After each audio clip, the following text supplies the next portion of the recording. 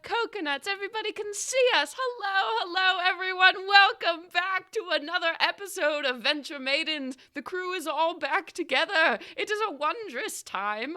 We are all bejeweled and bedecked and ready to rock.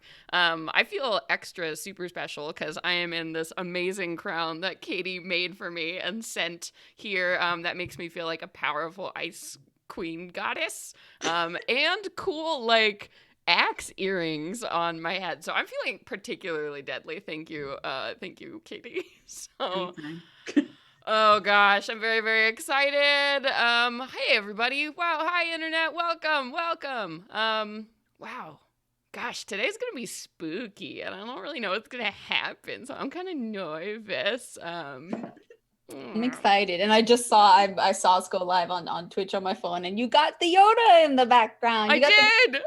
There. Yeah. I stuck him in there. I actually have to move your window a little bit to the left, but I wanted the people to know. Okay. You have Bye, Yoda. Baby Yoda. It was nice. You got a little cameo. I can get a little bit. Oh, okay, I got a little baby. I got like one eye in there.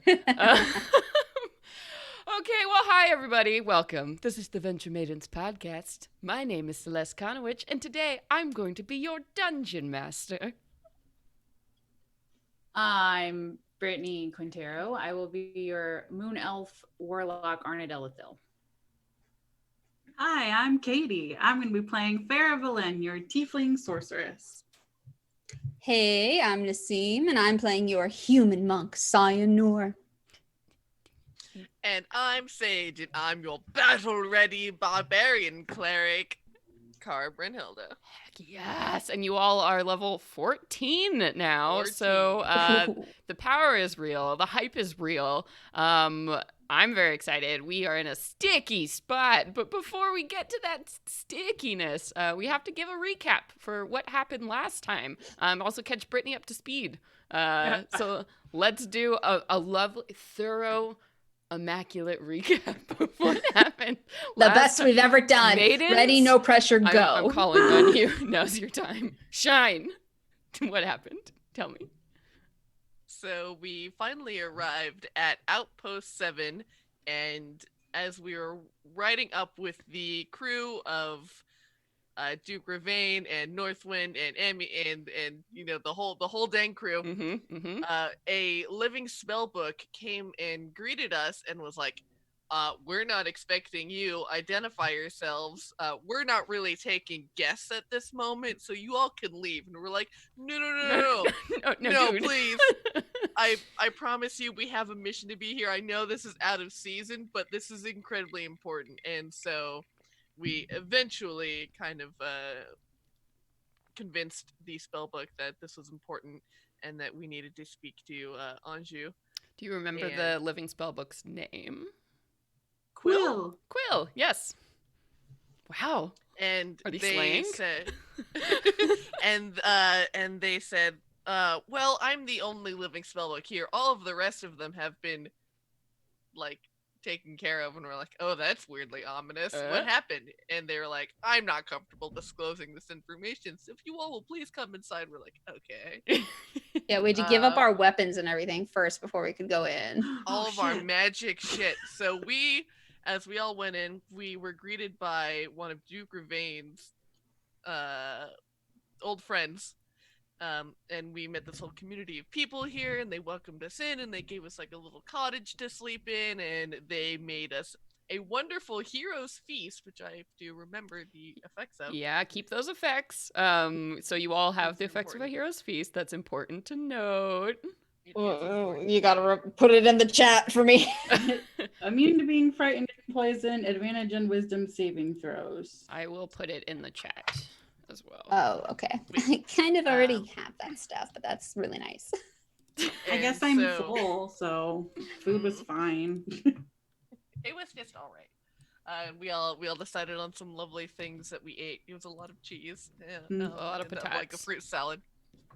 Yeah.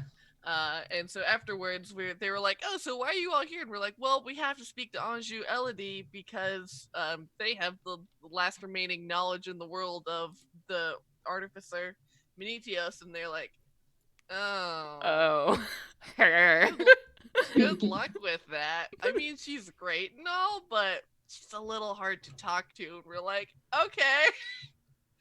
well, let's go bring her some dinner, I guess, and try and talk to this lady. And she was indeed a challenge to talk to and wanted nothing to do with us whatsoever. We brought her snacks and everything, and she was just like, why should I give you my time at all? But eventually we managed to get inside for, what did we say? Knowledge's sake. We had, Pretty much. yeah, I don't even remember if we offered her something beyond that, but we somehow convinced her to let us in, and didn't. It was like talking to a wall. Yeah. She didn't Kara care. was infuriated.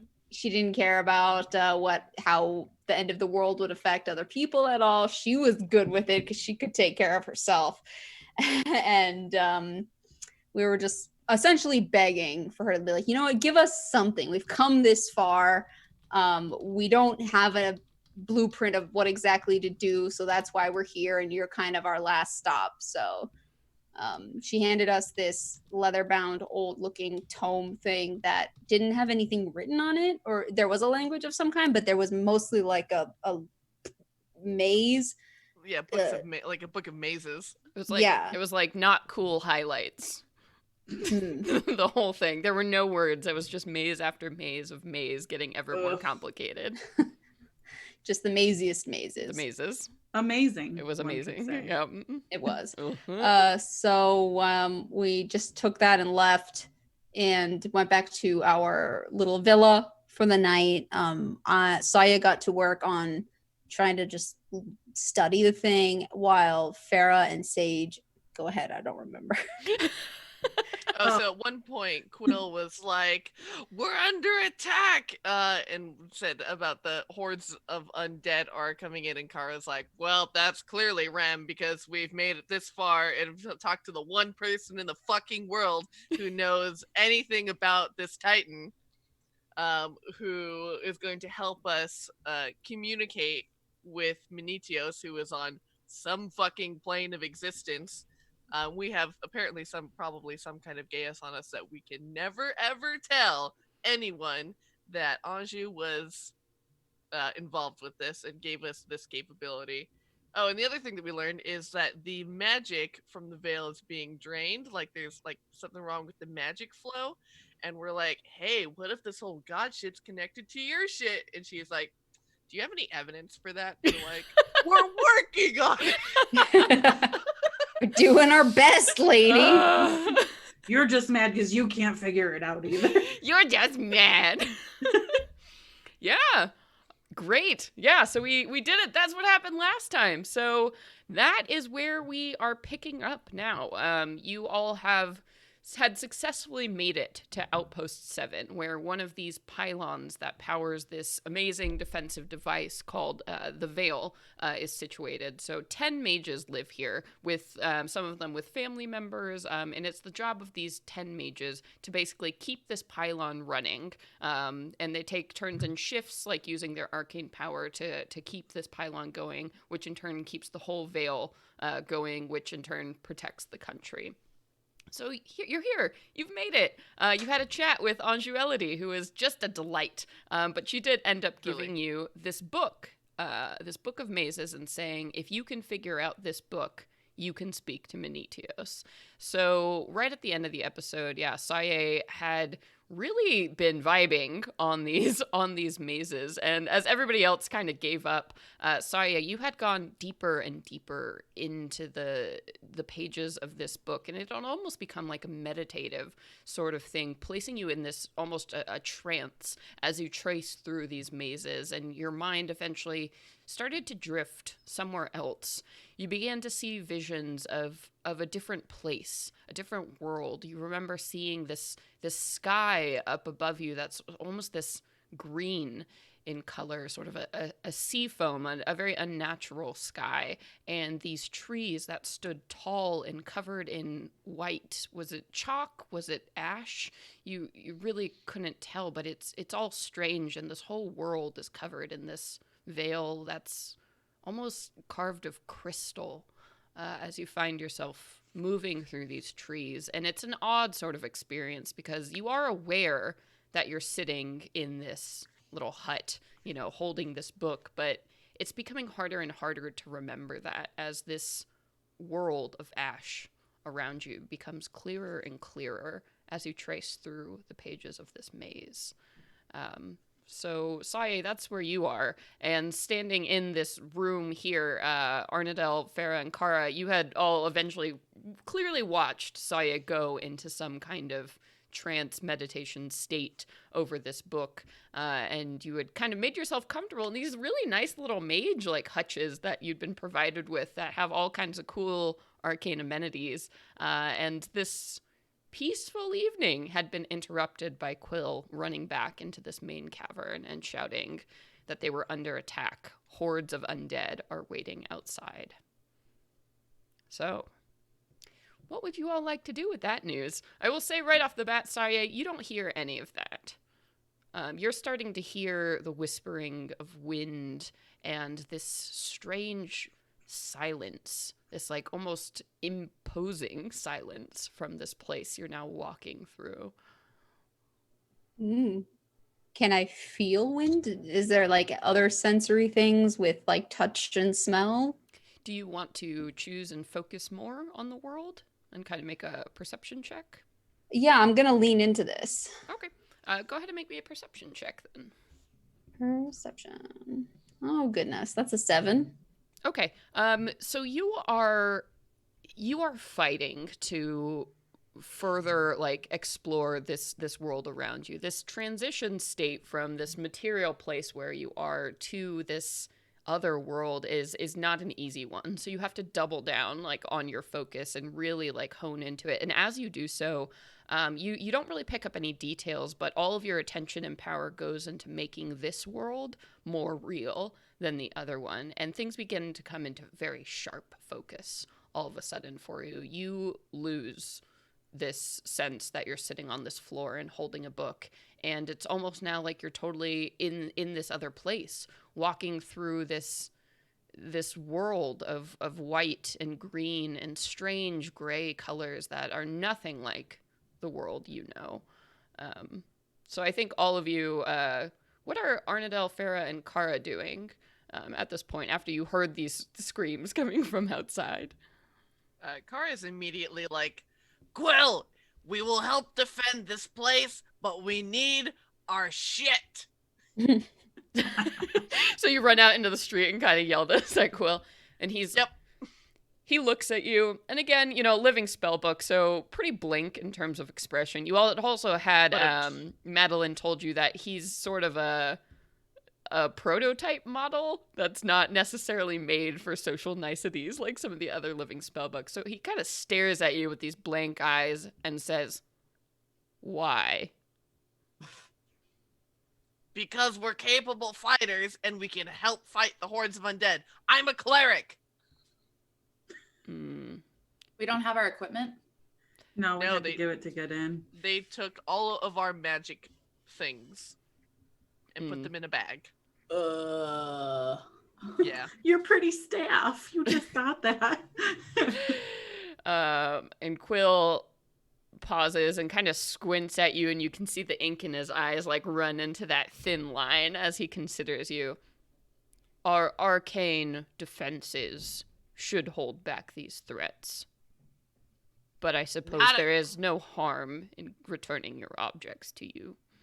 Believe me, they're not gonna hold up against a god. Or a child of a god, for that matter. If your arcane defenses hold, I will gladly give it back. Fine. Can I make a... I know, he does. He's listening to you, and he does nod and, takes from his belt and hands over this bag of holding that, contains all of the items that you handed over.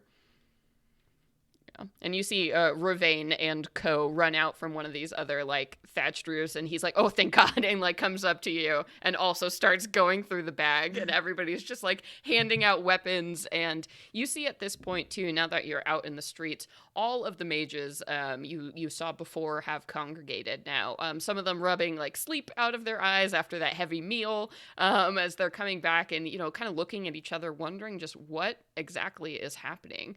So you see Madeline, come out with her two young children. You see, Boris and Daphne and Hugo, some of the others that you saw before at the feast. But everybody's now, gripping their staffs and kind of looking around waiting for somebody to do something. While Kara's outside getting our ship back, can I make like an Arcana check to see if there's any negative effects of trying to shake Sawyeh out of whatever she's in the middle of? Sure. Yeah. Why don't you go ahead and make an Arcana check? An 11 plus 9, so 20. Okay. So as you go to do this and sort of examine Sawyeh, you find that her posture is a little bit different now. She's sort of slumped forward over the book, and as you're looking at her and kind of go to check her eyes are sort of half closed and flickering back and forth, and the book falls very easily out of her hands. It's clear she's not quite here anymore. And with your Arcana check, you're like, oh man, I mean, this looks like somebody deep in the midst of a magic ritual, you would guess, one of those spells that takes an hour to cast or something like that. This is all the hallmarks of that, but you're sure Sawyeh doesn't know any spells like that. So she kind of picks up the book and puts it next to her and looks at Arnadel. She's like, I kind of think we should leave her to it. She's not a magic-y person, and I don't want someone inexperienced getting fucked up because I tried to wake her up. Oh yeah. This happens when I'm in communing with Alistar. I don't know if you guys have seen that. I'm sure. Yeah, you have. Yeah. We need to protect her. We need to put her in a safe place so that if we lose our line of defense, you know what I mean? Yeah, for sure. So I'm looking around for a Just safe roll place. me up, burrito me in the carpet. We need to hide. We need to hide you, basically. Put her in the tea drawer. That was deep. there is the we large have any- refrigerator. Do we have any kind of spells? I know there's hallowed ground, or hallowed ground would be. Or let me see. Surely one of the mages knows rope trick. Or just something that, because we're fighting undead, so if we could have some kind of, I'm looking the wall of light, but I'm also trying to, I think that is a Yeah, that would also be concentration. Yeah. I don't know if you all have any spells here. I mean, just looking around this place, it's like a 1-bedroom cottage, so there's furniture in here. You could put her in a closet. Can I cast invisibility on her? She's not going to do anything, right? Yeah, that's concentration for you though. So if you get smacked, yeah, it might drop. Oh yeah. I guess so. I could leave Put her Alistar under a with her. bed. You can leave Alistar with her. Put her under the bed and put Alistar with her, and you can check in on her if we need to. I'll communicate with Alistar and just be like, as soon as shit hits the fan, ping me, and we'll know to come to your rescue. Yeah. So he gives you a little salute with his little taloned hand. Oh, I love him so much. So yeah, I guess we should set her up comfortably out of line of sight. Yeah, Farrah just jams a pillow under the bed, and she's just like, okay. Yeah. He goes to try to pick her up. All that muscle. Yeah. Luckily, So Sawyeh tense. is shorter, aren't you? So you're not I'm pretty average height. I'm 5'4". Oh, yeah. okay. Farrah's 6 foot tall, but Yeah. but she's So just a beanpole, just oh god. Yeah, you can sort of grab her. You can roll her onto a blanket and then drag the blanket. You can figure it out, but you get use that intelligence score. Yeah, you get Sawyeh under the bed, and it's very clear to you that the more time passes, the limper Sawyeh becomes. She's totally gone. And Sawyeh, this is not something you feel whatsoever where you are. Can I roll maybe a perception check? And I'm wanting to know if that's going to be cause for alarm. Medicine check, maybe? Medicine? Yeah. 13.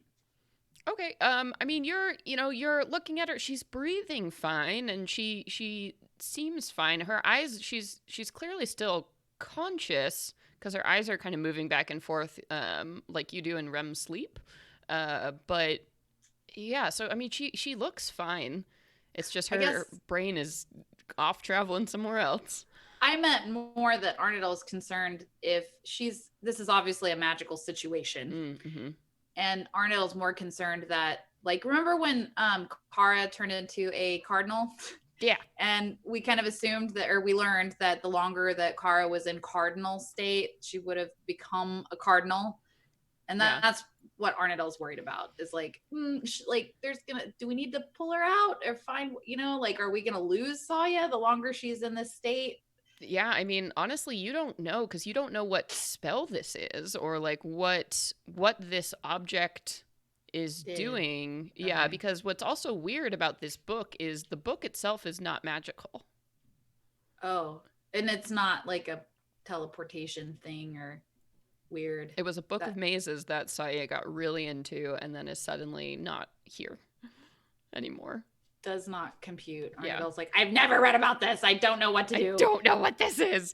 You do know that, I mean, interrupting people in the middle of ritual casting can be very dangerous. But if that's what this is, it might be best to leave her. But okay, cool. So those are my thoughts, and I'm just like, I share them with Kara and Farah, and I'm like, all right, so yeah, Alistar, let's go fuck some undead up.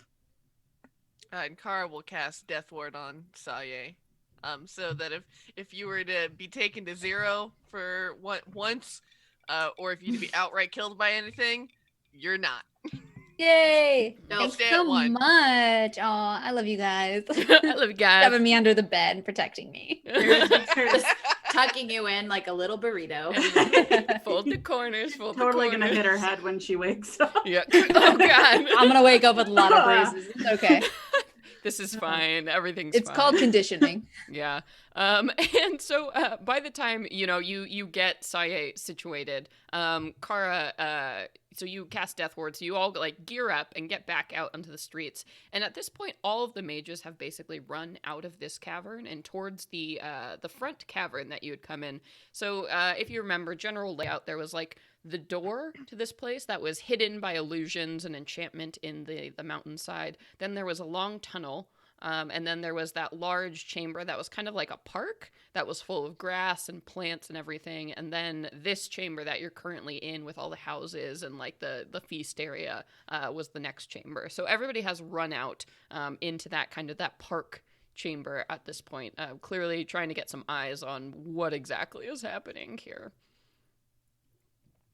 Yeah. Kara will definitely run out into the middle of the park and be like, if we've got hordes of undead, we need to start building a barricade so that we can filter them in and only try and take out small clumps at a time. And she'll be like, start commanding people to like take down park benches and move them up and like get a concerted effort going of trying to build a barricade. Yeah, I mean, honestly, the mages seem stoked to have anyone telling them what to do at this point, because they all just kind of are like, nobody comes here. Like they can't see the entrance. I don't understand why they're here. Like they're just having a lot. Madeline's like, we have layers and layers of spells and defenses. There's no way they should have been able to find this place. I mean, the only way you could get here was because of Ravain, because he's been here before. But this is just it, the whole time. And this is when they're like using their mage hands and like, other things to move objects, telekinesis, things are flying through the air, because mages are not going to freaking like get down with a hammer and do that. They're just magicking everything around. I just like your little visual of the floppy hands, like they're casting it just like this. Yeah.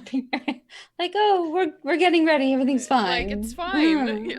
They have to do that wizard hands. It looks So really delicate. I don't do manual labor. I don't. I'm sorry. What is this?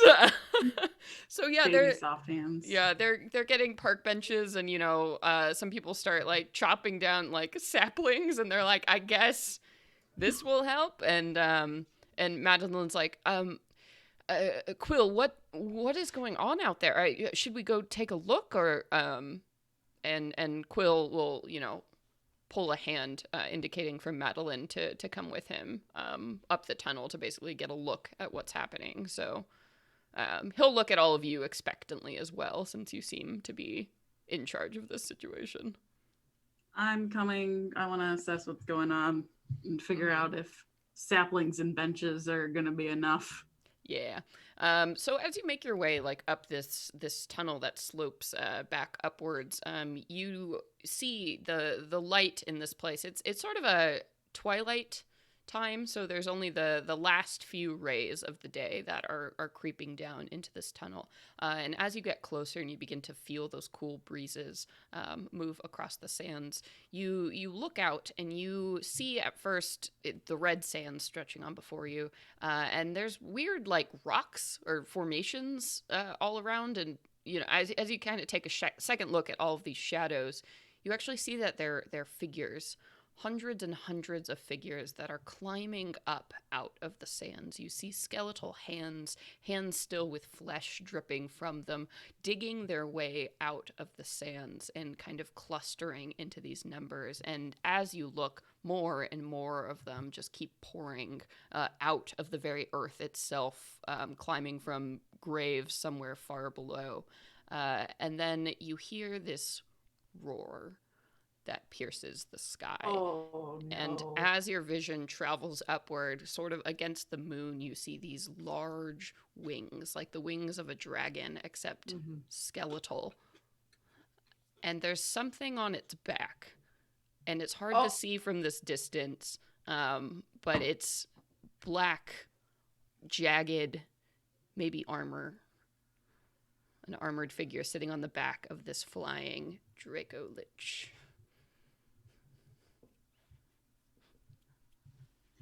Fuck. Can we roll initiative yet? Yeah, let's go ahead and roll some initiative. Oh my god. Yes. Oh, that's not good. 11. What a time to be under the bed. No. I wish I was under the bed. It's the place to be. I don't like it above the bed. Kara got an 18. Okay. All right. And Brittany, what's that? Got a 1. Oh boy. Oh no. I mean, it's a circle, so it doesn't really matter. it's a well, we'll see. And then Sawyeh, what did you get? I didn't realize I was rolling too. Oh yeah. You got okay. shit to do. 14. Okay. 14. Okay. How many should I'll do the undead horde as one. Seems pretty good. Ooh. That's a fast horde. Speedy zombies. Oh no, those are the worst kind. Fast zombies. Hate them. Hate all of that. Okay. Draco Lich is a little slower. That's fine. Okay. So as this happens and you look out across this scene, you see the color drain from Madeline's face as she looks out here. Quill is already paper white. Otherwise, it might happen to him too. But they kind of stare out gravely onto this scene, and she looks back at all of you and says, This is unbelievable, but there's no way they can make it past the door, not as long as our arcane defenses hold. Again. You better believe it, because that thing riding around on that dragon is definitely not anything you've ever faced before. We are facing the Legion that is being led by, I don't know if she's here now, but by a child of Nerul, and you must treat everything as dire. We're in code red. Like, okay. Well, what do we do? Fight for your fucking life and the world. I understand that, but in the meantime, I mean, there are only 10 of us. 9, because I'm sure Anjou is not going to help. So what do you propose we do? I mean, the doors as it are, they can't see it. This is sealed. You have to stop relying on what you believe and pretend like those doors aren't there. I look at everybody else. I'm like, we need the 10 of you to be crowd control, because what we need to do is get through and fight that thing. And Kara takes her sword and she points. I'm sorry at to this say dragon. we're even further down, truly to 7 of us, since 2 of us must run the pylon at all times. how about this? Kara is our commander right now. And with more experience fighting this thing that we're about to face, I'm asking you with all the love in my heart to stop questioning things and just follow Kara's orders. That's fair enough, but all right. So you have 8 of us. If we can talk Anjou into it. 7 if we can't. What do you propose Whoever we can. do?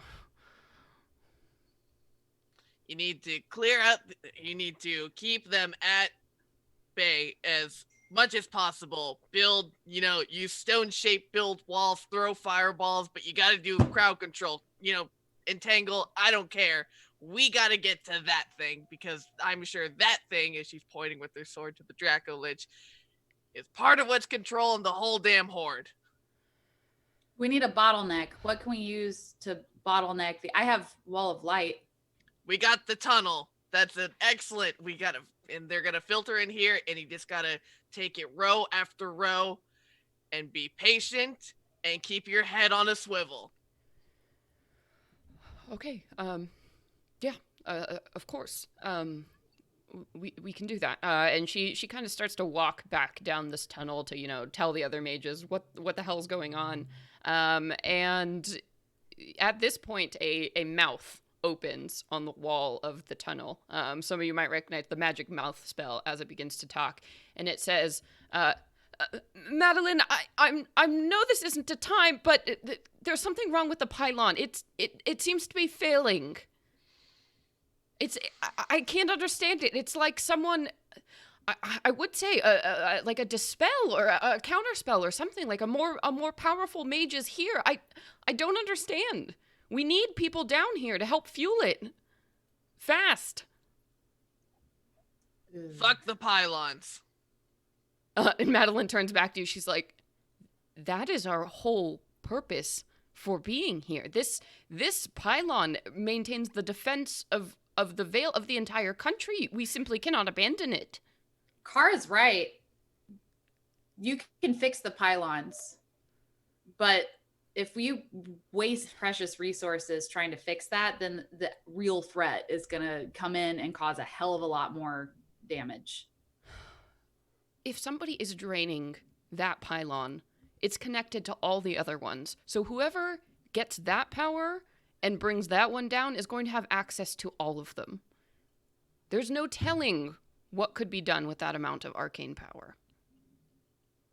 Phil, man, is the pylon what we're at right now? Yeah. So you all haven't seen the pylon, but it's actually in a chamber that's a little bit further back. It's basically like this big, it looks like a big obelisk sort of thing. That's this giant kind of antenna for magic capabilities that's attached to sort of a raw arcane store. So that's why 2 mages constantly have to sit on it, like literally fueling power into this thing to keep it running. And so at all 9 outposts that make up the Vale, 2 mages are always constantly feeding this thing power. So it's All right. logical to assume that Rem is fucking with that pylon. Mm-hmm. Yeah. I don't As the think- MO or as a distraction? Who's to say? But I think that the pylons are something that they've been doing for a long fucking time, and it's not without reason. How many people do you think that you would need to look into this and maybe get that working again? I don't know. I mean, 2 can usually maintain it with difficulties. I can't imagine if we are up against odds, 3 mages would be incredibly difficult to overcome. So if I can just send 1 down there at least, and Why don't you grab Anjou by her hair and tell her to use that super great magic that she's got that she's so proud of and make it work? Anjou cares about the pylons. I'm sure you can talk to her and getting into fixing that. Take 4 mages down there to see what you can figure out and give the rest to us. Okay. I'll go and I'll get her, and then it'll be the 7 of us back up here. And she kind of looks. You've reached this park chamber, and her eyes get her face gets really tight as she looks at her 2 children that are there. And she kind of looks back at you, Kara, like with a question of like what to do with them.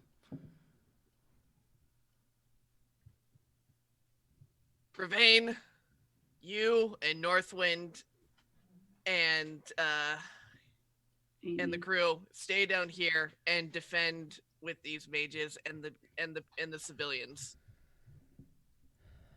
All right. We can do that. Are you sure you don't need us up above? We'll take Amy and she can do some flyovers for us. All right. And he, nods, and Amy click-clacks her way over to you to help. All right. And with that, Madeline goes running off towards Anju's cave. And, Ravain takes the kids and heads further back into the more defensible village location. And eventually, you have 7 mages. You have 7 mages of different skill levels that are coming with you. And you have this ever-growing field of enemies in front of you. And you can see now these hordes of, skeletons and zombies at this point have popped free from the sands and are pushing closer and closer, just in this mass, with almost no distance room between any of them as they move closer and closer onto this cave here. How wide is the cave tunnel? So let's call it 10 by 10. Oh, perfect. It's a nice, Lovely. small, defensible hole Neat. that they've made. I want to volunteer to be on the front line, and my first thing I would like to cast Wall of Light as Sure. the first barrier. Yeah, definitely. All right. What are the stats for that? What does that look like? It's 120 feet. Oh yeah, you can easily just Sorry. cover that hole. It will. The wall can be up to 60 feet long, 10 feet high, 5 feet thick. It blocks line of sight, but creatures and objects can pass through it. It emits bright light out to 120 feet and dim light for an additional 120.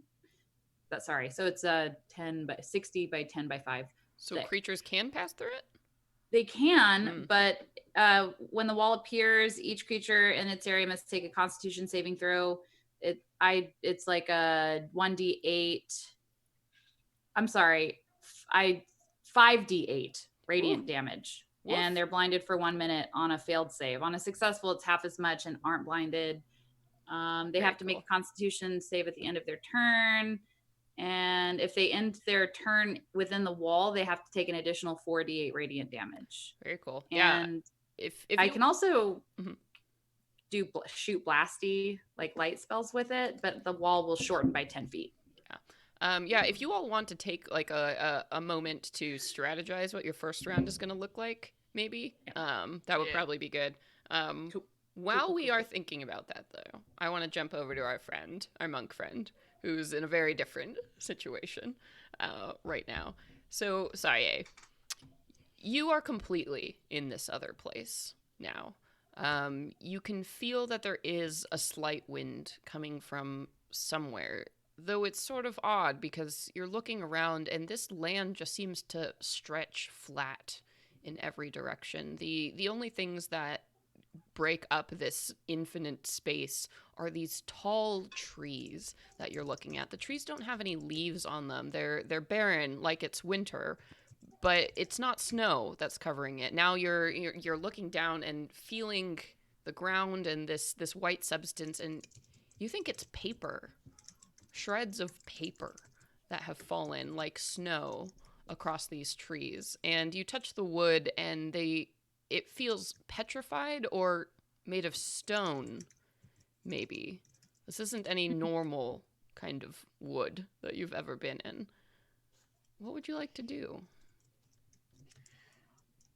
Well, we're very curious to know if this is something similar to what we've experienced whenever the Sisters of Sorrow need to speak with us. If it's like an instantaneous moment where I'm just kind of gone, so time doesn't really matter. So we're just gonna stroll along and see if there's like anything in the air that I can hear or smell that leads me in one direction or the other. So I suppose another perception check. Yeah. That's a no. See, how do I know? Yeah, okay. 20. All right. So as you continue to walk in this wood, sort of aimless, listening for anything, any kind of indication of where to go or what to do, you begin to hear a sound of like a babbling sound of like water from somewhere beyond. So you kind of move in this direction, and you do eventually see a stream kind of far in the distance, and over this stream is a little bridge, like a cute little garden bridge that's sort of arched and made of these like bright red bricks that stand out against this, white world, like strewn in bits of paper. And standing on the bridge is a statue. It seems to be a statue carved from marble of this gigantic figure that stands maybe 8-9 feet tall, and you see the body of a man, like a well-toned warrior wielding a weapon, but where a human head would be, there's the elongated snout of a bull and 2 large horns on either side of it, and this figure sort of stands at attention on this bridge. And let's bounce back to our war crew here in real time. What's the plan? So much. So much plan. Well, I mean, not, but yes. I mean, like a round of plan. Okay. All right. Well, tell me. What's up? First line of defense. Yeah, so we're definitely gonna wait for the mass of the undead to start piling in, and then that's when Arnadel will drop the wall of light to incinerate these fools. And then Helm's Deep, baby. hell yeah. And anything else that gets through that somehow, I'm popping off a Spirit Guardians. We're gonna get some buff boys with some nice thick thighs crushing skulls. Oh yeah. And I'm then gonna Kara's Kara's gonna what? Kara's gonna then immediately run out into the fray and start trying to track down Dragon Rider.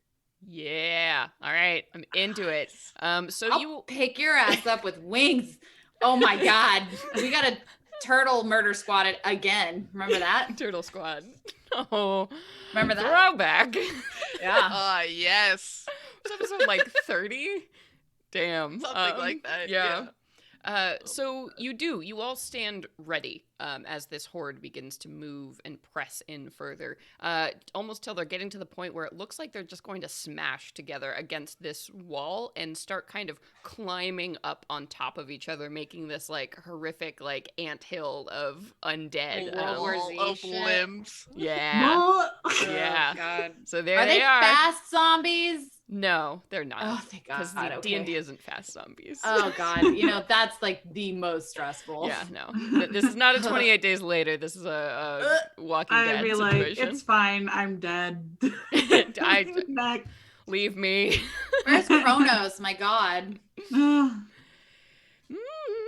come with So here we us. go. Popping it off, wall of light. Well, no, I'm gonna wait until they break through. I was telling Sage, I was like, I want to like theatrically, like in Lord of the Rings, when they're like, hold, people are getting twitchy, like, want to grab their arrows and shit. Like, Yeah, definitely. Hold the door.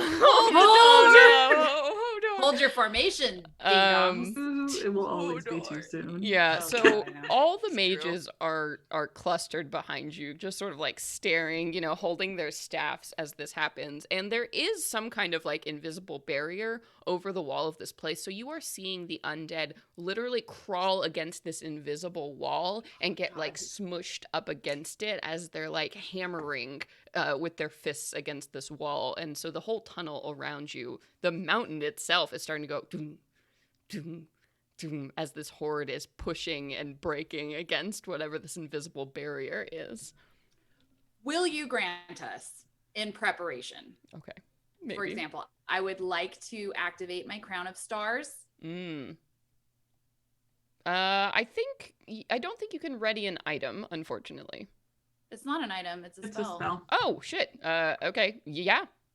Yeah, you could ready a spell. I'm assuming Katie also wants to. Since we're Crown of Star Sisters. Yeah, I want to get that shit lit and then have my like wall of light ready.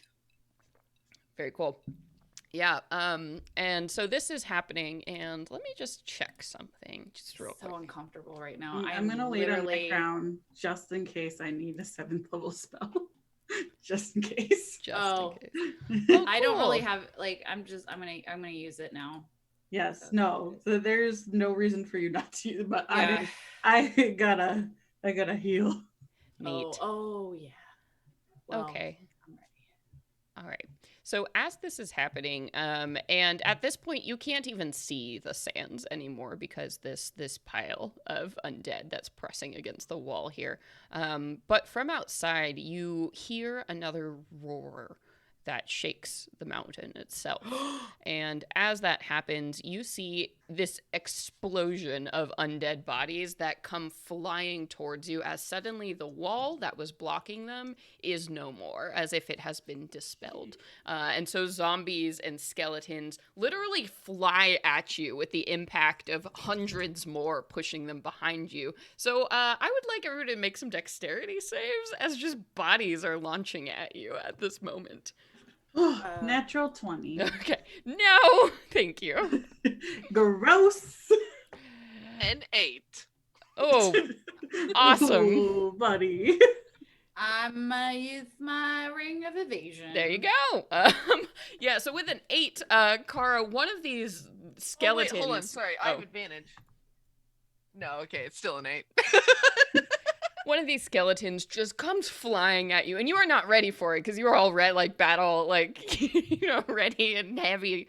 So it clatters against you, and it's all up in your face with its bones and its nails, and so you're momentarily frazzled as this happens. But Arnadel, the barrier is definitely down now as these undead are pouring in and kind of fighting right now just to stand up to move forward. And a bunch of the mages are just like, oh my god. And it's like gross because the smell too of all of these zombies and corpses. They All are that desiccated flesh. Yeah, they are like taking a few steps back, and you're not sure if you've lost them or not, but they're a little bit shook by what's happening right now. Are you counting our preparation as like a readied spell or Yeah. just stick with okay, then yeah, fire that fucking light. Okay. Pew! All right. So, are you just doing it inside the tunnel, so the 10 by 10 area?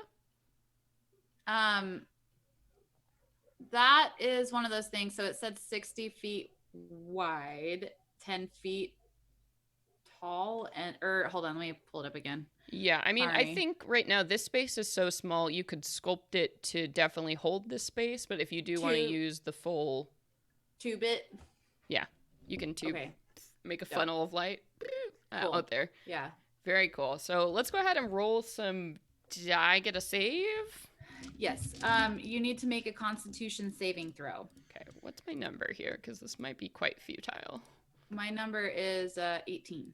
Okay. When I leveled up, I did not notice many of my numbers changing, so I need to look at that again. 18 sounds right for Okay. 14. What does a skeleton get on there? No, yeah, wow.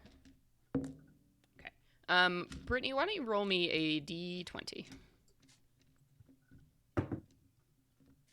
17. Okay, and then roll me a second d20. 9. Okay. So as you send out this wall of light, you see 17 skeletons in front of you just get instantly disintegrated as your beam pops off, and they just fall into bone dust here, followed by 9 of these zombies which just explode with this radiant heat as this tunnel passes through. So you take out this big wave of a bunch of these initial bodies that had come in that just get fried by your holy light as this is piercing through here. But you see, even as this happens, more just kind of compress down and like travel into this tunnel of light. And some of them manage to make it and like push it through, but about half of them are getting disintegrated as they are stepping in to this. But they just keep coming. Like, they do not care. Or they aren't even aware of what's happening. Ugh. I think, I don't know how complicated you want to make this spell, but if they end their turn in the light, they have to Yeah, I'm kind of taking that in effect. Okay. We're just you're blasting disintegrating a ton of these right now as this is happening. But the sheer number of them is alarming. All right, and then Kara, we come to you. Ooh. Oh, are you muted? Mm-mm. I am muted. My apologies. Is Kara going first or am I? Or you Um, can... Oh, the 8 was your dex save. Never mind. yeah, Sorry. Kara has an 18. Since we're about to get into the fray, where is this spell? She is going to cast Crusader's Mantle. So for all of our allies around us in a 30-foot radius, we'll all do an extra 1d4 whenever we make radiant damage, whenever we make weapon attacks. Ooh, that's nice. And then, that will be her turn. Okay. Very cool. So Crusader's Mantle, and as you become like extra shiny and holy, all the mages around you sort of like, okay, they psych themselves back up and get ready to knock some heads. Okay. Sawyeh, it is your turn. You are standing in this place.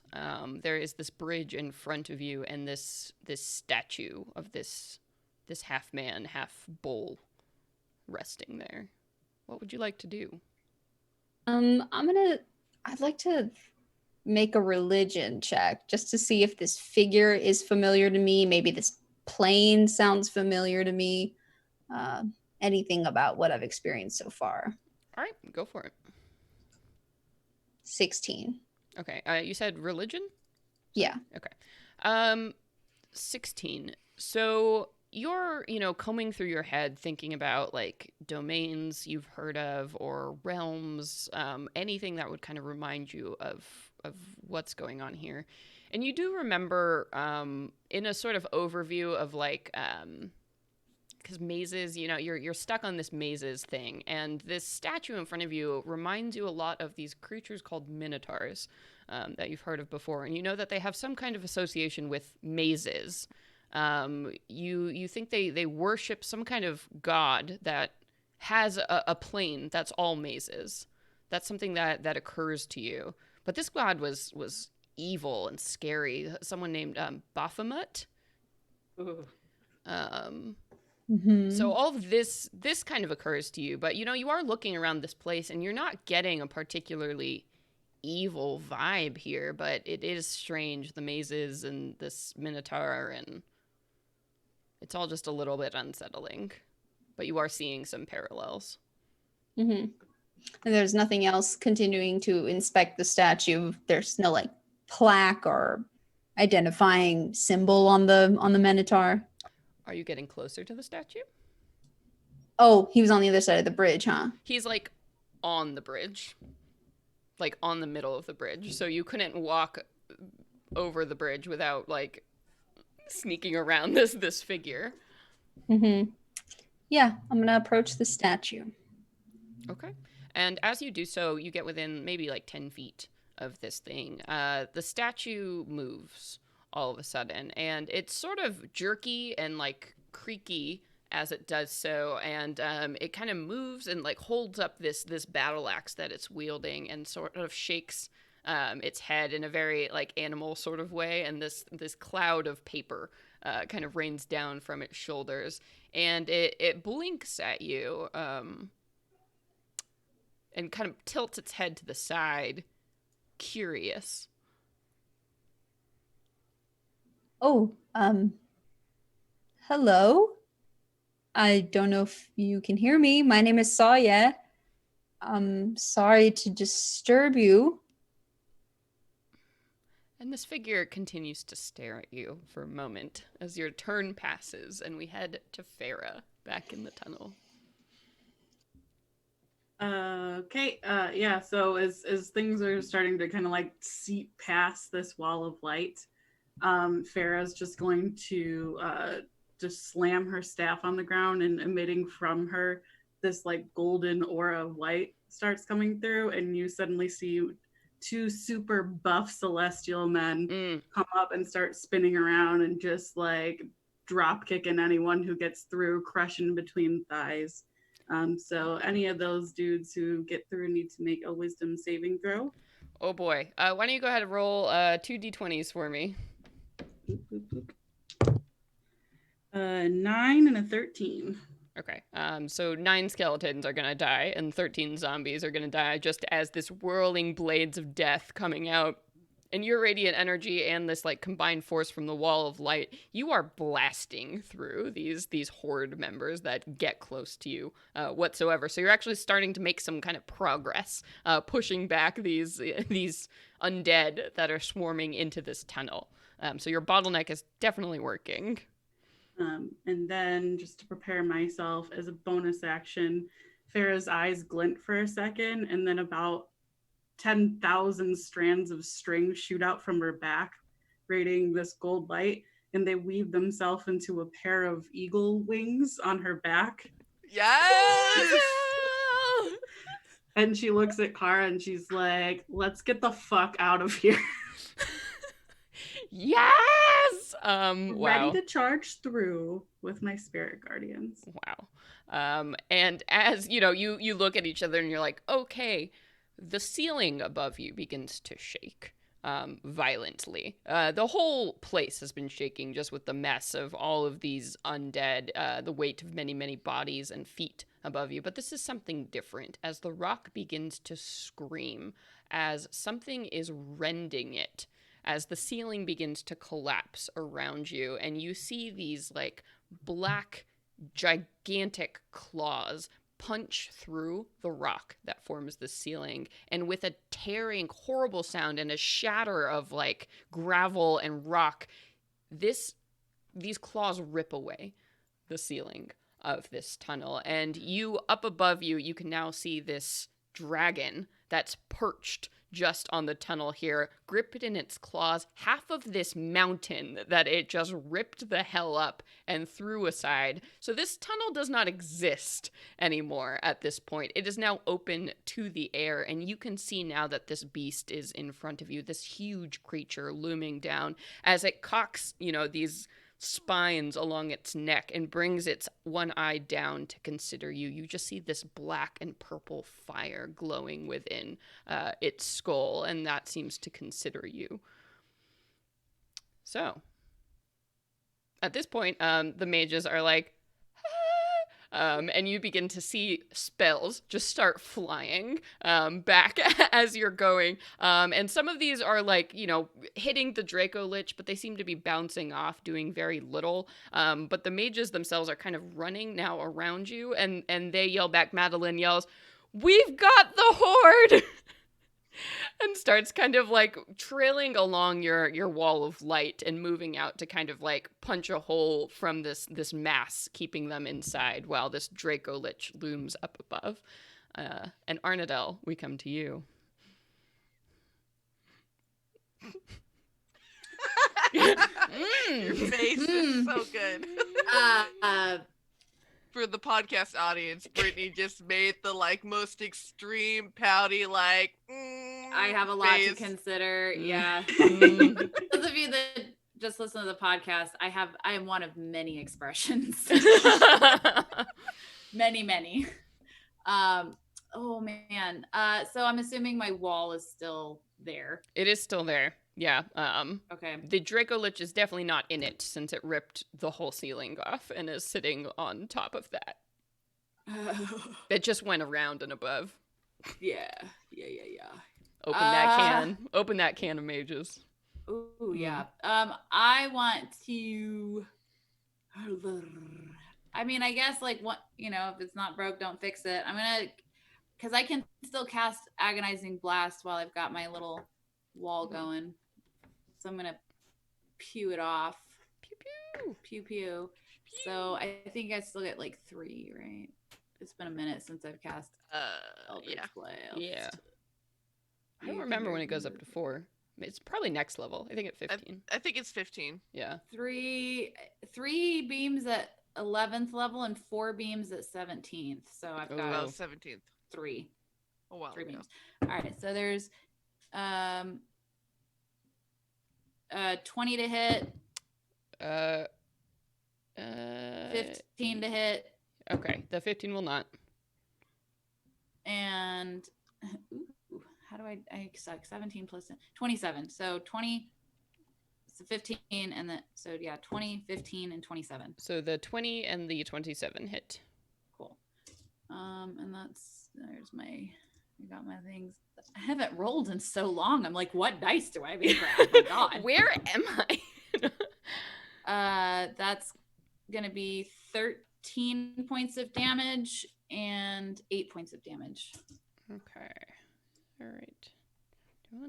Okay, so you do see that one that misses. I think it hits the Draco Lich, but what? I get a bonus action.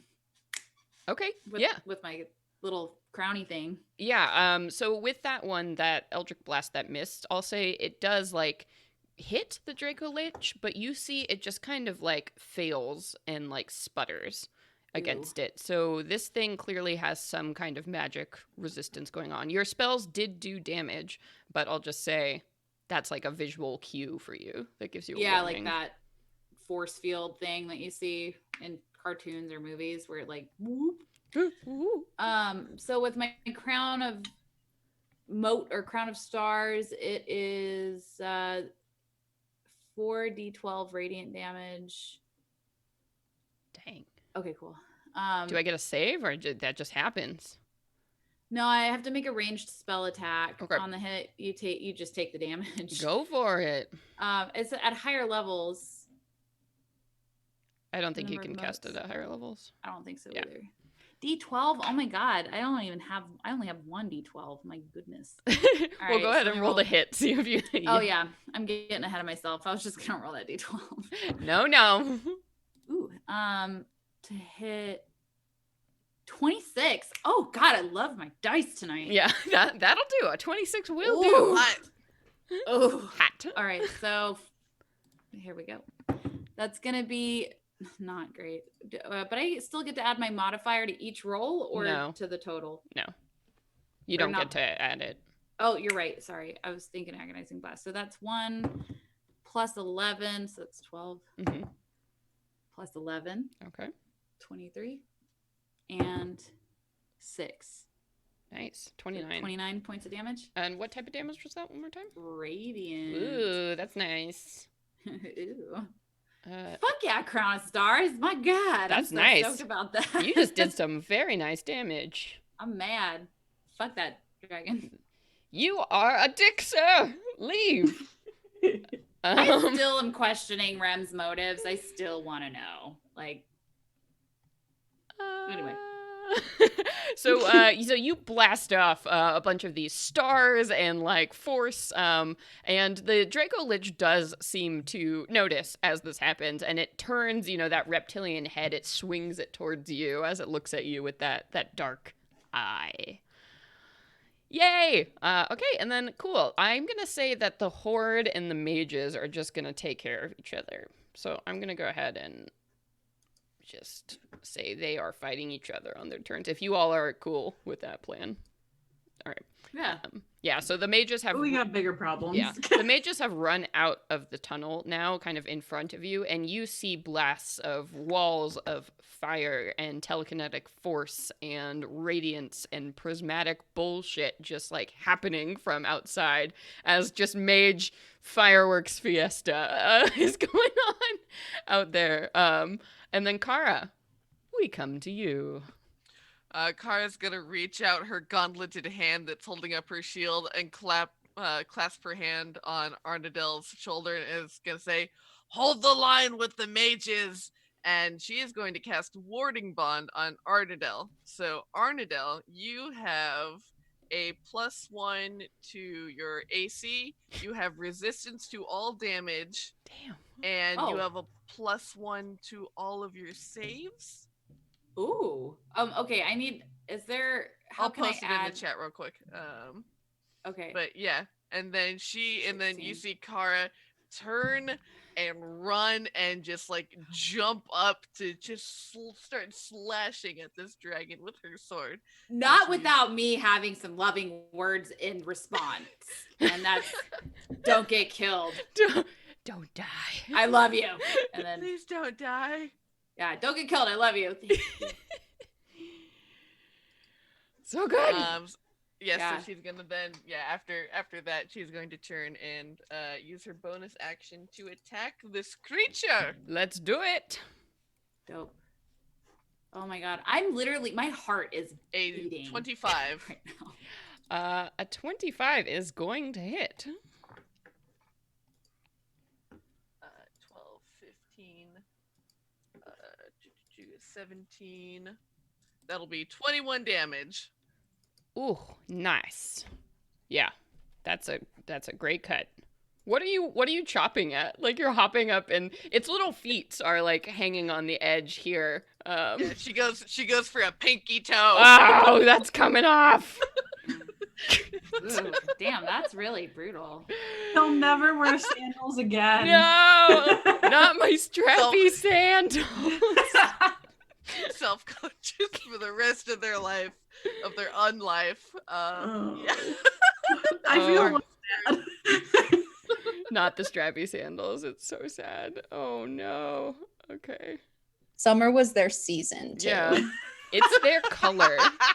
Ugh, their palette. How was dare summer. you. You nasty. Okay.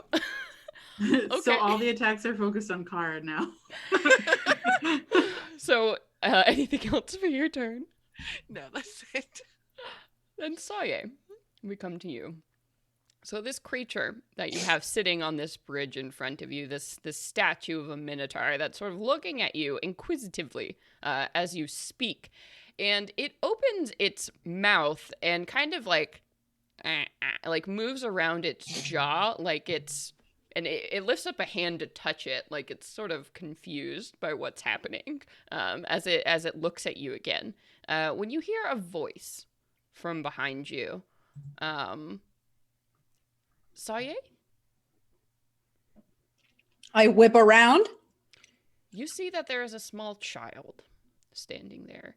She's a young girl, maybe 7 or 8, and you recognize her. She's got this pale, almost like kind of white hair and these strange eyes that just seem to know a little bit too much.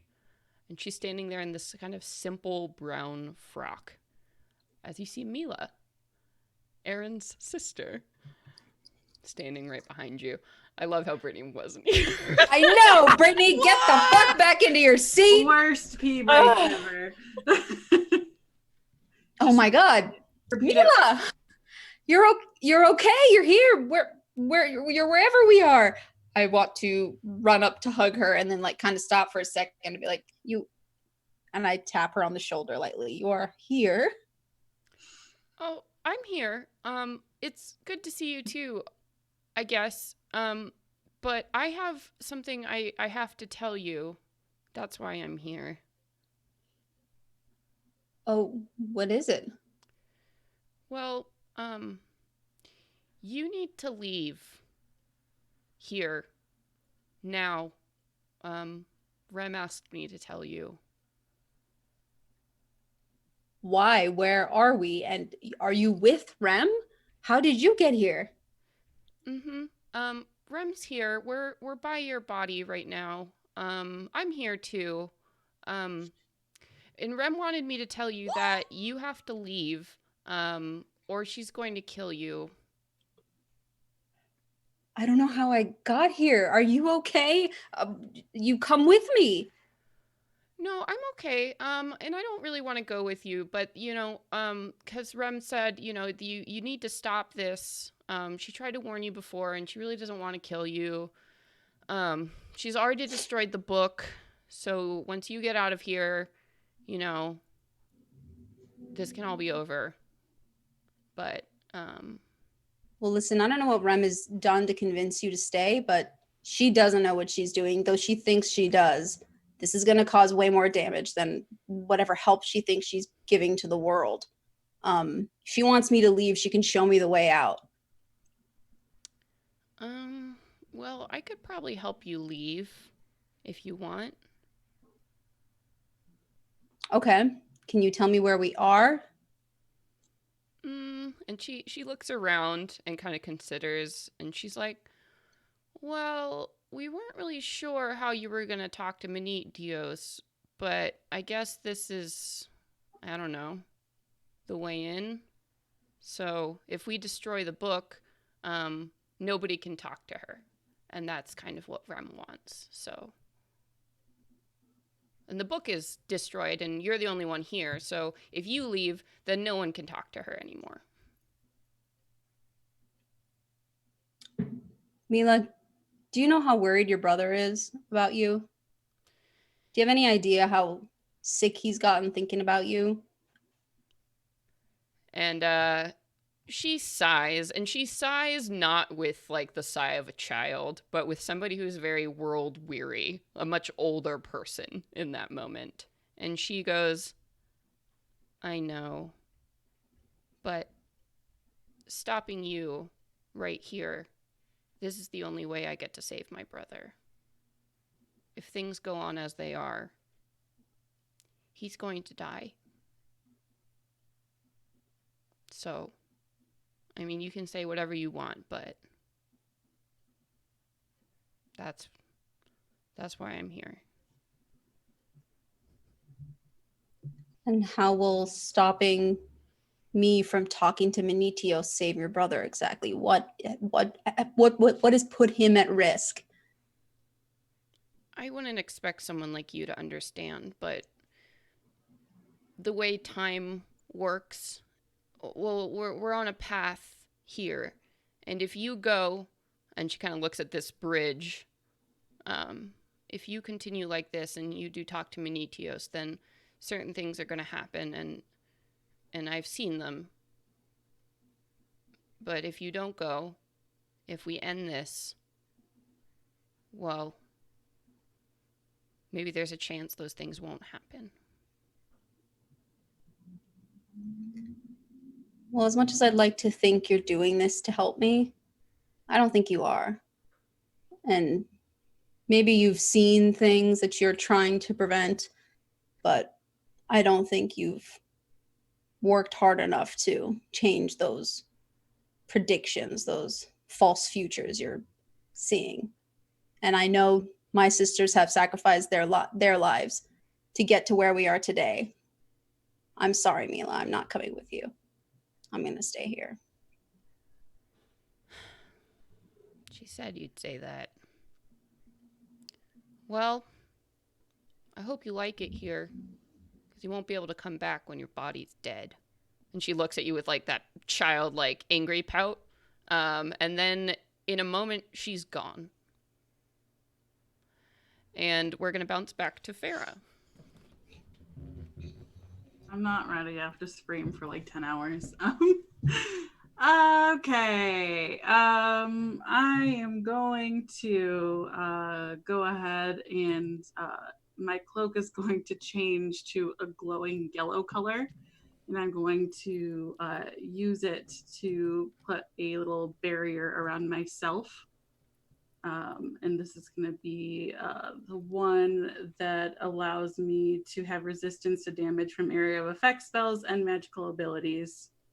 And anything that goes inside of it gets lightning damage. Very cool. And then I'm going to fly up and kind of wait. How far away is this Dracolich at this point? So it's not, it hasn't actually taken off yet. So it's still kind of sitting there up above, like that 10-foot wall, that's ever crushing down under its weight, right there. So within poking distance. Within poking. All right. So I'm going to go ahead and quicken spell a cantrip then. Okay. I'm going to do, I guess I'll do Firebolt.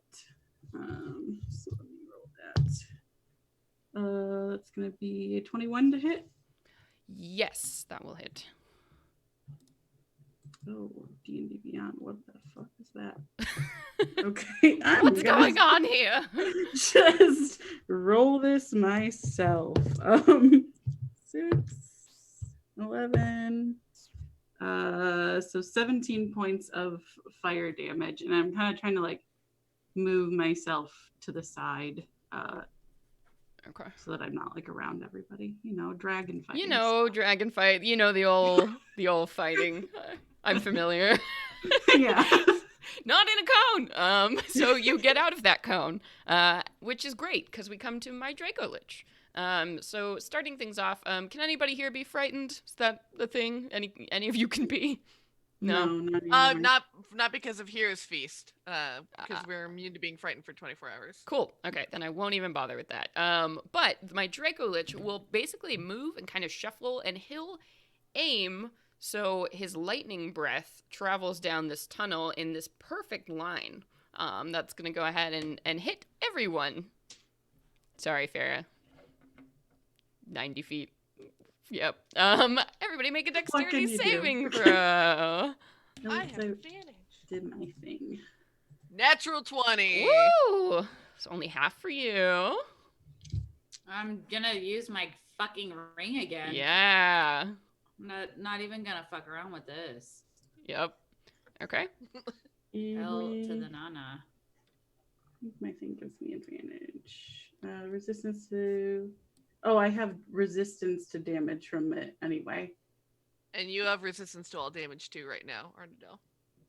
All right, so all of you are only going to take half damage as this happens. So this crackling of lightning comes from this undead dragon as it like shoots down this hallway here. So each of you are going to take 33 points of damage, which is lightning damage, and that's the half. It was half of 66. And you'll take half of that, Arnadell. So remember 16. Do I take a quarter of it? Yeah, because you take half damage from saving, and then half damage because you have resistance. Dang. We all have 12 temporary hit points too, so we Half only of take 33. 21. Chunky fight. 17 points? Yes. Yes. Okay. Neat. You sound so happy. Cool. Yeah. But what's fun is that the rider on its back that you can now see is indeed the avatar. The armor of it, these strange, almost dwarven, jagged sheets of metal that form this complete set of armor. So much so that you can't see eyes. There's no space, no indication of seeing who is inside this armor at this moment. But this figure kind of looks down in this moment. You see once the electricity goes away and sort of considers all of you, and with that, it burns, like its hand starts to burn with this blackish flame that goes and it throws down this hallway following the lightning. So I need all of you to make a dexterity saving throw.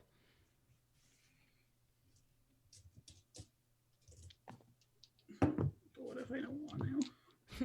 A natural 20. 17?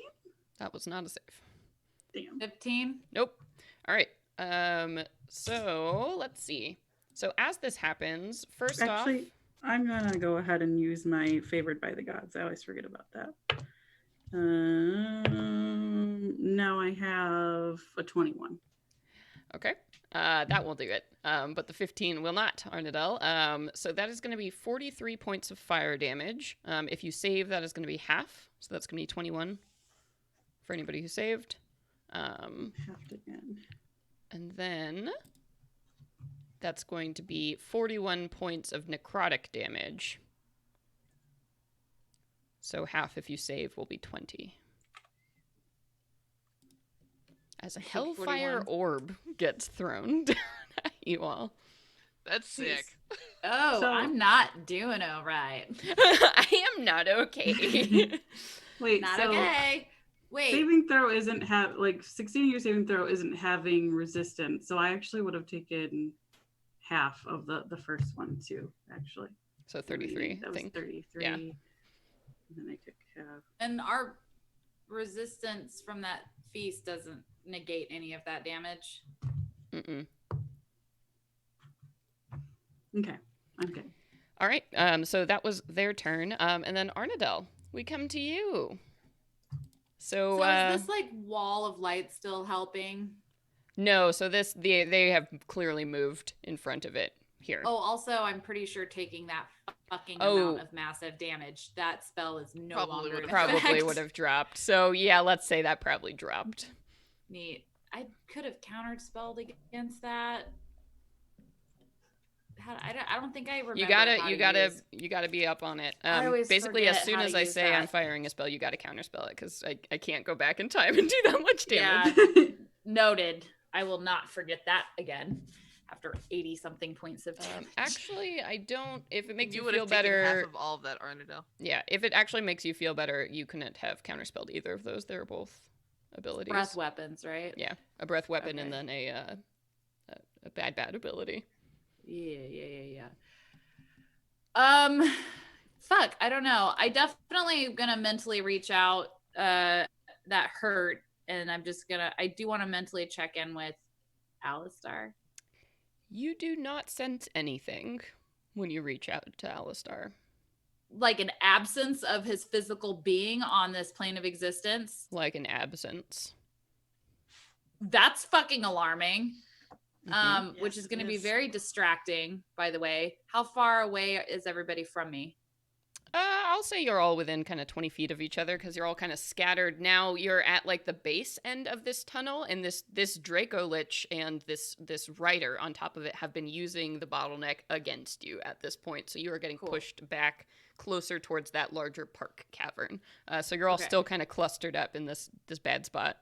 So I'm going to take a brief second to use my telepathy because I can use that if people are in 30 feet of me. And I'm just going to sound the mental alarm of like, I can't feel Alistar anymore.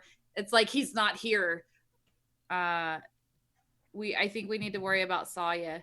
And then I'm going to cast Okara is mad. oh yeah, I'm gonna send that mentally into everybody's minds. I'm gonna use my staff and cast Witch Bolt. Cool. So let me hit that real quick. And I think it automatically hits, doesn't it? You I have to think make a I spell get a attack roll for the first yeah. one. Oh, I have to hit, and then if it hits, it For the rest of you have Witch Bolt is a concentration. Oh, that's right. You dropped your Yeah. wall of light. Yep. Yeah. concentration.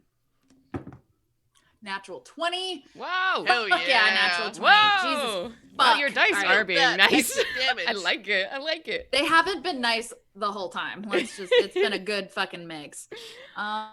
So that is going to be at a higher level. Ooh, yeah, above second level. So increases 1d12 for each level. I'm at 5th level, so I get to add 4.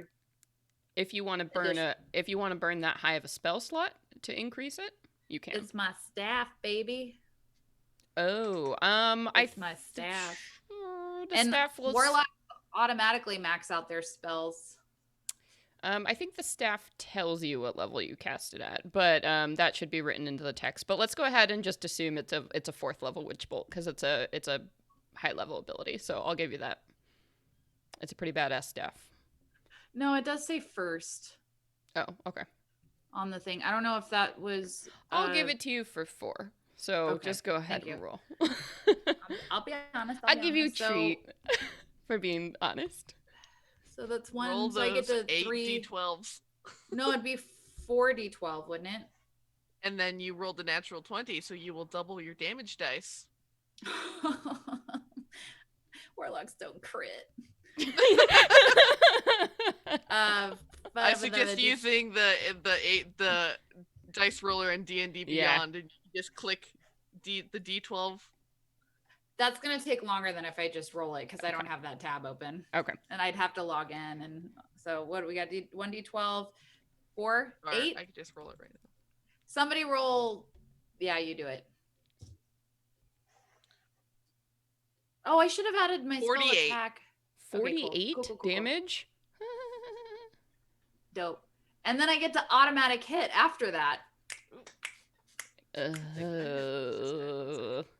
Fuck yeah, Witch Bolt. Why did I ever take that off of my spell list? What the hell was I thinking? Okay. Don't forget to you have your crown of stars or whatever. Oh yeah, bonus action. Thank you. Everybody God got damn, you. I've Come never on. I've never been this blasty before. I mean, there was one time I played Level a paladin. 14, baby. Let's Don't do you know it. powerful. I love the blasty spell. Dude, yeah. What do we say? That's 4d12, Yep. but I have to roll a hit. Yep. And plus 10. So hitting with a 29. Yes. Oh my God. Sage, can you roll 4d12, please? Fame. Oh, 37. I rolled 3 12s and a 1. I don't want Sage rolling, guys. No, For anyone. No. Why did I agree to that? Arnadel is fucking blasting this shit off. Damn. Ooh, I'm a little turned on by that turn, Brittany. I am pretty sure I have never dealt that much That's damage like, that was ever. over 100 points of damage in a turn. Ooh. Ooh. Well, that's what happens Honey. when I can't feel Alistar Fitzpatrick on my fucking level, okay? I That's can't- what happens when my baby's fucked with. Mad. Mom energy comes out. Oh, yeah. Big scary mom but, like, energy. Final Dog form. mom energy. Yes. All right. Well, Gonna write a speaking blog of about that, it. you've made my Draco Lich mad, so they're going to take a legendary action and make a wing attack. So I need everybody in this tunnel to go ahead and make me a dexterity saving throw. I think now's the time to use that final whatchamacallit on my ring. I'm gonna use my ring up. Yeah. Goodbye. It's time. A 21. Okay, 21 is your number for the save. Automatic save. I definitely did not save. Okay. All right, then, so the full damage is 18. So if you save, you're cool. You don't take any damage. So, Pharaoh, you're going to take 18 points of bludgeoning damage, and you are knocked prone as this happens. So this giant wing, like, beat comes through, and you're kind of swept backwards as this happens. Okay.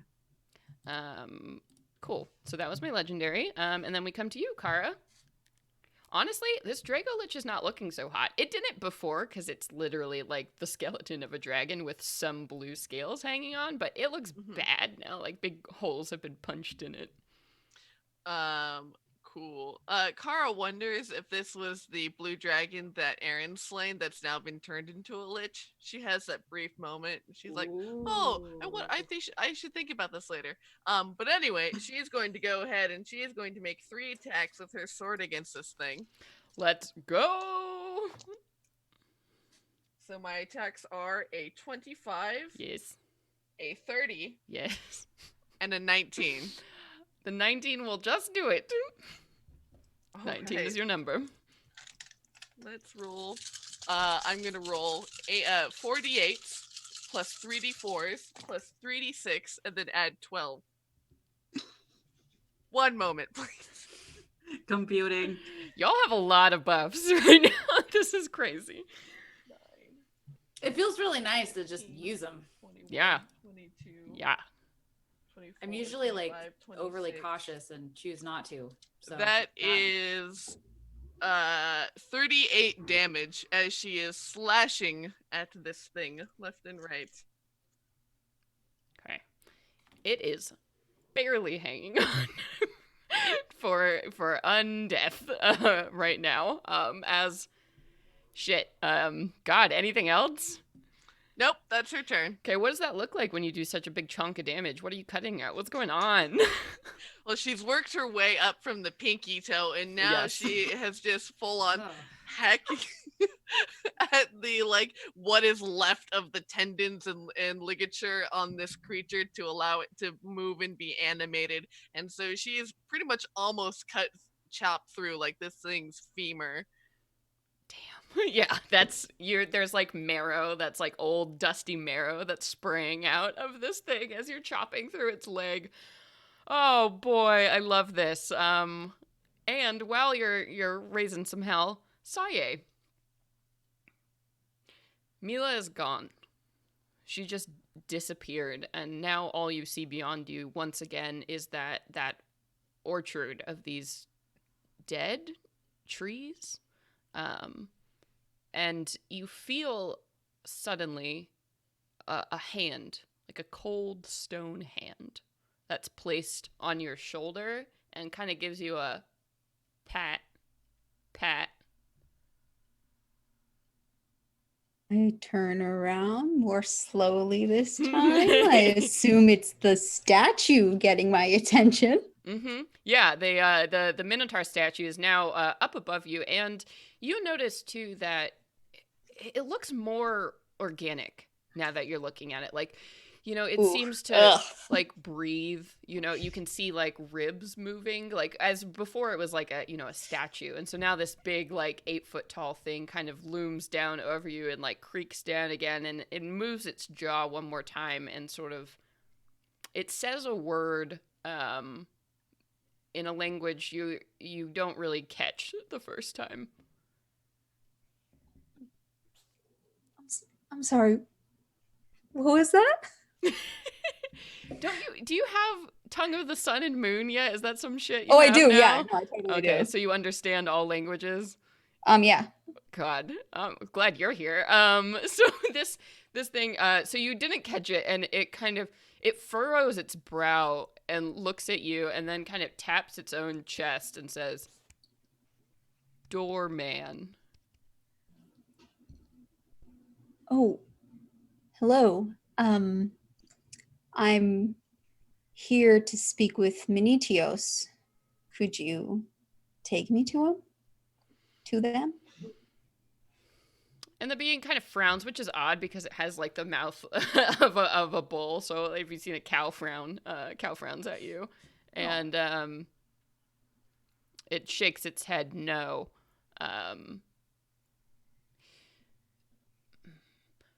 Maze. It seems to think, and kind of it reaches down towards a bag that it has now that's rapidly becoming not stone and kind of forming into leather, and it reaches down and it sticks like a hoof in there, and it pulls out this large key, and this key also seems to be made of this whitish sort of chalky substance that everything else is made out of, and it offers this key to you. Thank you. Is it like a big skeleton key kind of thing? Yeah, it's chunky. Whatever lock this goes in, this is probably a very impressive door. Mm-hmm. So I'm supposed to solve a maze, and then this key should lead me to him, I believe. I'm asking the doorman. Mm-hmm. Yeah, and doorman sort of nods kind of slowly and looks at you and kind of smiles. She returns it, but she is also like, she's normal friendly air that Sawyeh has, but like this is nothing she's ever seen before. And she's kind of shaking a little in her boots because it's also towering over her. If this is just the doorman, like what the hell is Minitios? So I look around. Do I see a maze anywhere? Yeah, I think you're looking, and it's just this like empty, like flat land with these trees, and then this bridge that he's walked off of now to greet you, and then beyond it, there just appears to be more of this flat kind of empty land. And as you're taking this in, you feel a sudden, sharp, horrific pain in your chest. Something like you have never felt this kind of pain, and your vision goes black and you see swirling motes appear for just a moment as you lose all consciousness. Farah, what would you like you're back to do? to 1 hit point because death ward. I need to close my eyes for a second. I just need a nap. I get a little dizzy. Is that why Mila didn't want me to be with her? Because now I'm realizing that maybe I'm gonna fucking murder her ass. I don't know. Well, logistically, since Arnie told us that information, how far away am I about from the room that we left Sawyeh in? So I mean, you would have to run through the park cavern and then run through the bigger cavern there. But also, you could probably get there if you used your full action to get there. Okay. I look up at this big motherfucker in front of us, though. I'm gonna unfortunately, I have to use half my movement to get up because I'm prone. She's just gonna like start moving towards that room with the rest of her movement speed, but she's gonna like turn back over her shoulder with just this like evil look in her eye, and she's gonna throw a fireball at this thing. I'm into it. Hell yeah. And that's gonna be 34 fire damage. Woo! Okay, let me see. Do I get anything about fire? Nope. I'm a blue dragon. Okay. How do you destroy this Draco Lich? Yeah. She's just moving away, and this thing focuses on everybody else for a little bit, and just as its head turns, this giant ball of fire just like bashes into the side of its face, like just incinerating its bones. And Farah's kind of like looking back to see this rider on top of it, hoping to have hit them as well. And just like gets a little sick pleasure glint in her eye, like hopefully they fall on their ass. Yeah. So as your fire just wrecks this, like, this ancient, like, corpse of a dragon, you see just, the remains of scales and flesh just burn like a flash as the bones crackle and burst into pieces with this extreme heat. All of you who are standing in this tunnel, you see as this Draco Lich disintegrates, the rider on its back, so in this full, scary, unearthly armor, just sort of lands. You're not really sure how it happens, just like the fire clears and this figure is standing there. And as they consider you all, it makes this hand gesture where it sort of lifts its fingertips to its helmet and then brings it down in sort of a cheeky salute, almost. And this figure fades away. Clearly some kind of illusion. And as this happens, you hear the sparks and like the lights all kind of die away outside. And the rattling and rustling of many, many bodies seems to stop. And you hear kind of sounds of confusion from outside. I fucking knew it. What did I say? Fucking distraction. God damn it. I'm mad. So, what are you all doing? Fucking run for Sawyeh. Yeah. Like, no words. Just all of us ditch the fuck, and fuck off. Farah just like upcast, like hastes everybody, just like suddenly just like throws this buff magic at you all, so we all just like fucking bolt. Yeah. How long does that last, by the way? A minute.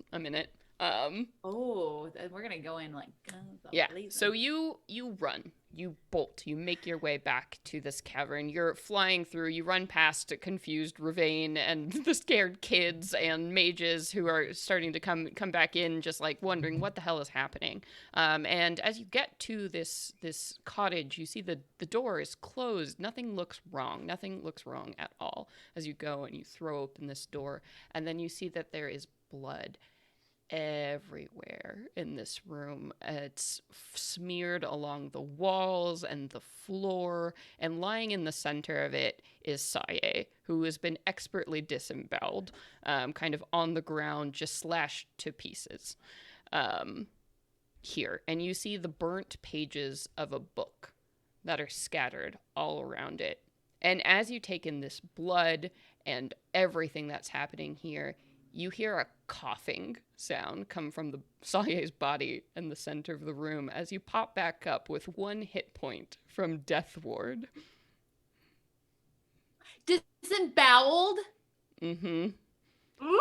So you have How are we 1 gonna point. You are Put that sitting back together. You are sitting up there now, Sawyeh, looking at yourself, covered in blood, your organs everywhere, conscious, somehow, held by magic. I would like you to make a save to see if you can stay conscious through this. What kind of save? Let's get a Constitution save. All right. Come on, Diamond Soul.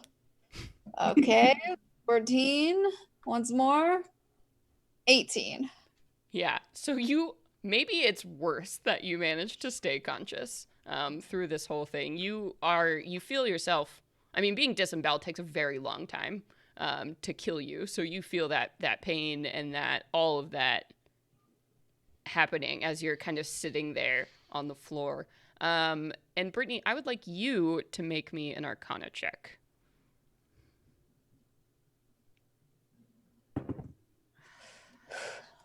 My heart. Yeah, same. That's a 19. Okay. So as you're looking at this, and it's horrible, it's absolutely horrible, but you can't help but notice that something is weird. Something is very weird about this scene as you see all of this blood everywhere around this room, and you start to notice, like, looking on the floor, it seems to have made some kind of pattern. It's Ritual? Is it a fucking ritual? it Did somebody looks like a maze. Like a maze God. has been made out of Sawyeh's blood. And that's where we're going to end the episode for today. Also, I'm assuming Alistar bamfed out of existence from also being murdered. Not that Sawyeh isn't enough. Like, We'll have to see. let's just make this worse. I'm so upset right now. I was like holding 2 D20s. I'm like, medicine check to put all her sausages back inside of her. Oh, God. Was the blood spattered fucking diagram forming, or it was all, I just noticed that it was in that pattern? You notice it was in that pattern. Oh my God. It's like someone has left you a key. A fucking clue? Oh my God. Thanks, I hate it, Celeste. I'm sorry. Can we just take a moment and think about the fucking image of your very close friends, like guts strewn around on a fucking floor? We cannot. We cannot. Fuck, why did you put that in? Oh, I'm so like. Thank you, everybody, so much for joining us for a very upsetting episode of the Adventure Maidens podcast. I think this might be the most upsetting episode. Like, we've all been through a lot. This might take the cake. I've broken the Maidens. This is great. I loved it. I am Yeah. trembling. Yeah. This is visceral. Yeah. Thank you all so much for being here for that awesome fight where they took down a Draco Lich, which is a CR 17 creature, in 2 rounds. Get wrecked. Luckily, it wasn't the main reason. You all are incredible. Thank you, Katie, for giving me the power to be that cruel with this tiara. I love it. I'm so powerful now. I have been your dungeon master, Celeste Conowitch. About to be your very vindictive moon elf warlock, Arnadella Bill. Woo! By Brittany Quintero. My God. Oh, God. I'm Katie. I'm never making a crown again. And I played Maravalette, the Tiefling Sorceress. I'm Nassim, and I will hopefully be your surviving human monk, Sawyeh. Yeah, you're fine. Good. You had Death Ward. You're fine. Mm-hmm. Yeah, it's good. I'll give you a prayer of healing in a minute. Ooh. And I am Sage, and I have been your killer cleric barbarian, Cara Brynhilda. Wow. Thank you, everyone. This has been great. This is the Venture Maidens. If this was your first episode, wow! Welcome to the channel. We're an actual play D&D podcast that streams and stuff. Where can you find us this week? Tomorrow, you can catch Nassim and I playing a science fantasy game over on the Roll20 channel. We're playing our third episode of Burn Bright, which is a brand new TTRPG made for Roll20. So check us out there in space. I don't think anyone will get disemboweled, so that, it might be more your speed or not. I don't know. Check us out tomorrow. And then I'm just trying to look at the schedule. I think that's it until we're back. And Sunday, Nassim, of course, at 11 a.m. Oh? Actually, No, not sorry. this week. You're kind of hearing the news now, too. It's a friend's birthday, so this Sunday is skipped, but we'll be back the following Sunday. Okay. And then next week, you can catch us here at this time doing a very cool Q&A to wrap up kind of our Descent into Avernus campaign, which ended last week. We're going to be giving away a ton of awesome stuff, including a full copy of the book. Paul has painted a mini that's going to be raffled off, and we have a ton of other fun goodies and prizes for you. So join us next week there. And of course, please subscribe, please like, please follow the show, please tell your friends that we're the best damn D&D podcast out there, to check it out. I love you all. So I guess until next time, venture away! Venture away, I feel like everybody. Goodbye!